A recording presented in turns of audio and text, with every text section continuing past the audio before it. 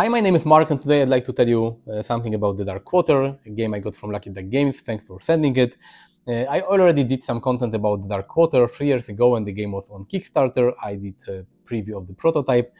And to be honest, the game didn't change much since then. I mean, of course, in the prototype there was only one scenario.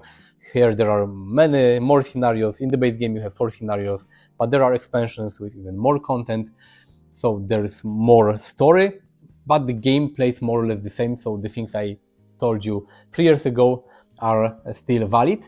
The Dark Quarter is a hybrid game. If you played any other game from Lucky Duck Games like Destinies or Chronicles of Crime, you know what I mean. There's an app, you have to use the app. The app is necessary to play the game. The whole story and narrative elements are in the app, but you have also physical components like player boards, cards and dice that you will use to play the game.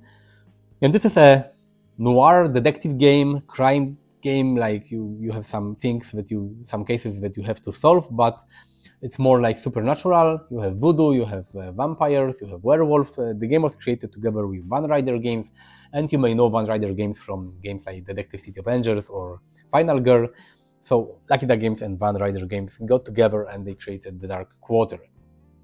So let me quickly show you and tell you how the game plays. Don't worry, there will not be many spoilers. I will just show you a few cards and that's it. I will show you also how the app works more or less, and then we'll go back here and I will tell you what I think about this game 3 years after playing the prototype. This is the Dark Quarter prepared for the first scenario. Don't worry, I will try to show you and tell you how the game plays without too many spoilers. I will show you maybe 1 or 2 cards, but that's it, so no worries. We have the map of the New Orleans, we have some cards, and we have our characters. If you play solo, you have to play with 2 characters. You have Winter and John, and of course we have a phone, because this is a hybrid game, so you have to use an app to play the game. I will show you the app in a second. And this is the map of New Orleans. You will place different locations, points of interest, some characters that you will be able to talk. Each character, each hero has got a miniature. And then we have 3 decks of cards. Here we have some basic items that you will either get during the game for free by performing different actions, or you will be able to buy them in some shops and locations in the city. Here are cards that are related to your investigations and to scenario, and those cards will be given to you when you find enough clues and when you solve your case.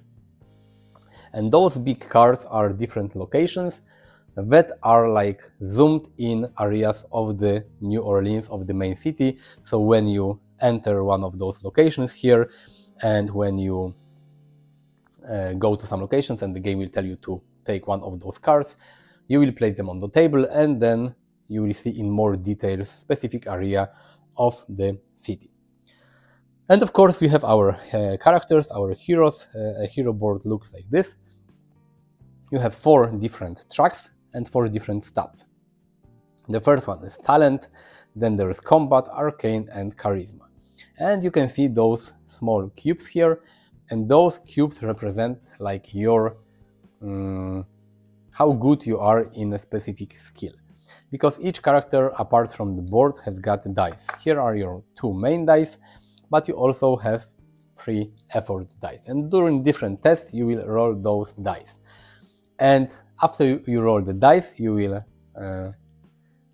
count the numbers on all dice, and you will see how many cubes you have passed with your roll. So for example, let's say if you do a charisma test and you roll 7, you see that 7 means that you have reached 2 cubes, so you have 2 successes. So the more successes you have, the better, because then you will be successful in different tests. Those are the starting cubes. During the game you will be able to pay experience points to move your cubes to the left, so you have a bigger chance for success. Maybe you will add even more cubes here, but doing different things, different tasks in the game without any successes, or maybe some things that you do in the game will be not very good for your case, and those decisions will make your cubes to the right, so you will have more difficult tests in the future. So the cubes will move left and right depending on your choices, on spend experience points and on the results of different decisions that you will make during the game. Each character has got a dedicated deck of skill cards. You start with one and you will be able to unlock more by paying experience points, and you start with some starting items. Those items have QR codes. If you have played any of Lucky Duck games before, like Destinies or maybe Chronicles of Crime, then you are probably familiar how it works. In different situations in the game, you will be able to scan those items, either to use them or maybe to ask some people about them, and you will scan them in the app by showing the QR code to the camera, and then the game will do something. But you can also spend those items without scanning the QR code to get the bonuses, written on the bottom of those cards. So you can either spend them during the game to do the action written on them, or you can use them in the app to perform some additional actions. If you play solo, as I said, you have two characters. I have Winter and John. They are different, they have different stats, but also each character has got different skill cards and starting items. On the map you have different spaces, like different locations that you can visit.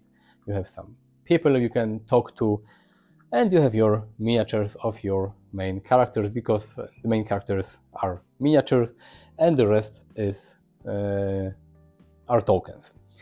So now let me show you the app, because the app is the main thing in the game. You cannot do a lot without the app, because the whole story and narrative elements are inside the app. When you start the app, it will tell you how to set up everything, to place the main board, where to place the starting locations, and you will choose your characters. The app will tell you what are the starting stats and items and everything. I have already did it. And now we have John, turn 1. You can refresh one effort die, because each time you will do a test, you have those basic dice and you have those effort dice. You always roll the two big basic dice, your main dice, but you can use how many effort dice you want. Of course, you need to have them, they must be refreshed, but it's entirely up to you. After you roll an effort die, it's exhausted and you have to refresh it. One is refreshed for free at the start of each turn, but you can refresh more dice by maybe performing some additional actions. There is some story. I will not read the story, I don't want you to spoil anything, but basically the game tells us to add one additional location. It's already here, because this is John's house that you can visit. In this game there is this main plot, the main story that of course you will follow, and you will try to solve the main case, but also each character has got some personal, you can say, quests and stories. So depending on the characters you choose at the start of the game, you may have some different narrative elements. And what you see in the app is basically the representation of this main map, main board. You have the same locations and point of interest as here on the map. And if you want, here is an option to scan something. You have this camera. You can put, a card here to scan it if you want to maybe get a clue about something. But basically you have to choose a location. Let's choose Congo Square, because this is the place where the victim of the first scenario is. The app asks you if you want to visit Congo Square. You say yes. You will flip it to the visited site, so you know it's already visited. You will place your miniature here, and the app says this is the scene of brutal murder, and the app tells you to reveal card number 1, and this is the park.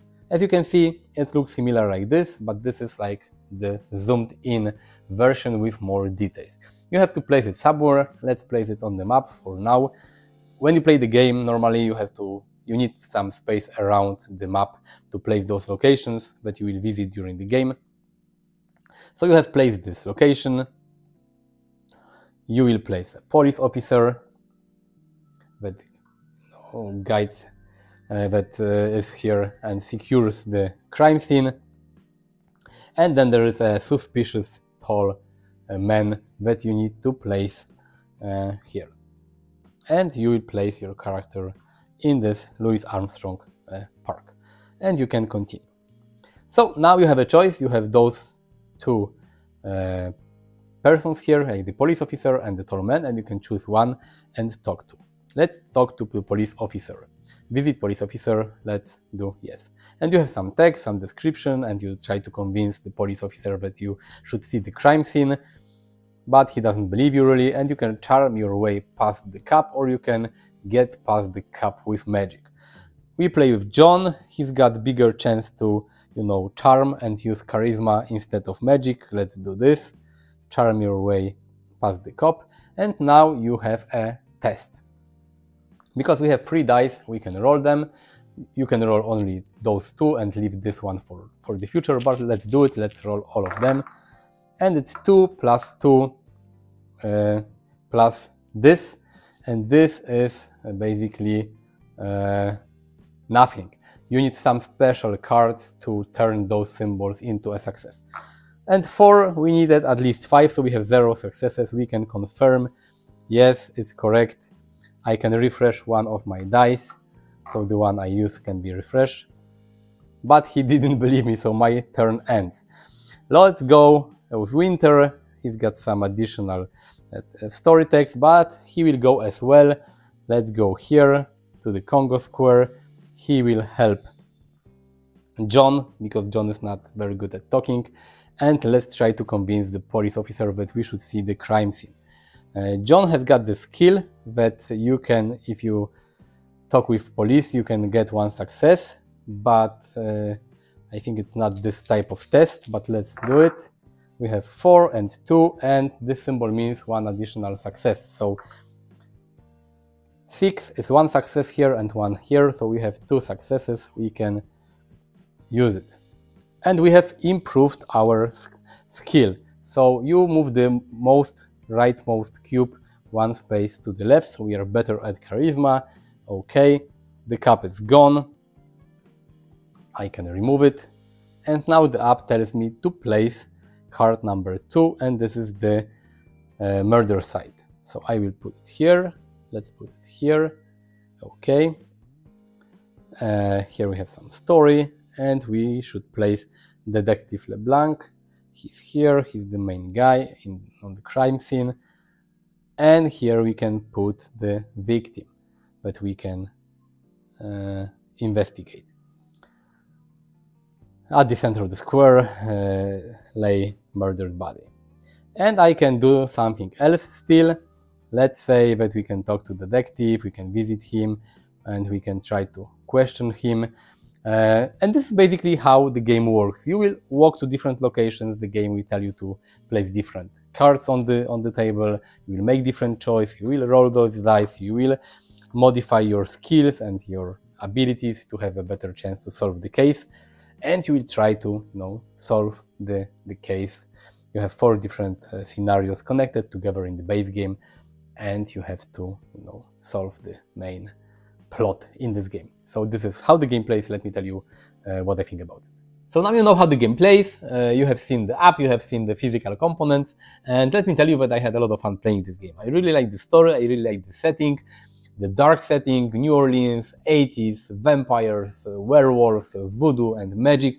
It's really, really cool, and I have to say that I like this theme much more than, for example, Destinies or Chronicles of Crime. There are a lot of traditional detective crime games, and having a games that's more supernatural is really, really fun. The story is cool, the game looks really nice, the player boards are dual layered, we have nice components, nice artwork on the cards, on the board. The miniatures are cool. I really like that they didn't use miniatures for all the NPC characters, because in Destinies I remember that every small NPC had this tiny miniature, and you had to find the proper miniature in the game box, and it took a lot of time. Here you just place a token on the map. The tokens, they have numbers on one side, so it's easy to find a specific character. You place it on the map, and that's it. So I like the previous Lucky Duck games. I like the previous games for Lucky Duck, those hybrid games, and I like this game as well. The only thing is that, in my opinion, this is not really a board game. It's more like a video game with board games components. Because you have those hybrid games, not everyone is a fan of them, I understand. But some hybrid games, they use an app, but they use the app for some percentage of the game. Mansions of Madness, Journeys in the Middle Earth, Fate Force, those are all games that use app. But I have a feeling when in those games you use the app is an addition to the main game. You do some things in the app, but you do a lot of things physical on the board. And in the Dark Quarter, I have a feeling that this is mainly a video game, and those physical components are like an addition. I had the same feeling with Destinies and with Chronicles of Crime, and it's the same situation here. Because I think that if they modified the app a little, and if they added digital player boards and some mechanic to roll the dice digital in the app, you wouldn't need all those physical components, and you could play the game just on the screen and it would work just fine. For me, it's not a problem. I came to board games from video games. I still play a lot of video games, so I have a lot of fun and it's okay. But I know that some people play board games to play board games, and if you don't like using apps, or if you don't like games that use app a lot, you probably will not have fun playing the Dark Quarter. So this is just a warning, so you know what the game is about and how the game plays. But of course, if you played previous games from Lucky Duck and you know how they play, this is just the same idea. To be honest, I just wish that maybe at some point in the future Lucky Duck games will decide to go digital with those games, and they will leave out all the physical components, and maybe we'll have Lucky Duck Games digital company that will create all those crime detective games just as application, just as video games, because I have a feeling that I would have more fun playing this game only as a video games, because all those components, it takes time to place those tokens on the board, to move your miniatures on the board, and you still have to tap in the app and show in the app what you do. You have to tap on different dialogue options. So those physical components are like an addition. Okay, I can roll dice and I say, wow, nice, it's nice. But I think that I would prefer the Dark Quarter video game, and that's it, without the physical components, because having an app with all those scenarios on, PlayStation, Nintendo Switch, maybe on iOS, Android, would be fun, and I could take the game anywhere with me, play this game as a kind of more advanced choose your own adventure type of game, and it would be cool. I don't know. It's of course up to Lucky Duck Games. I understand they are a board game company, so they want to have those hybrid games, but I would love to see a video game, 100% video game from Lucky Duck, maybe the Dark Quarter Part 2. It would be cool. But looking at this as a board game, video game, combo, I had fun. I like this game. If you like crime, noir, detective games, you should definitely give this game a try, as long as you don't have anything against apps. Let me know in the comments if you play Destinies, Chronicles of Crime, if you like those hybrid games from Lucky Duck. Click the like button, subscribe to my channel, and visit me on different social media platforms. You will find all those links in the description of the video. Thanks for watching, see you next time, bye.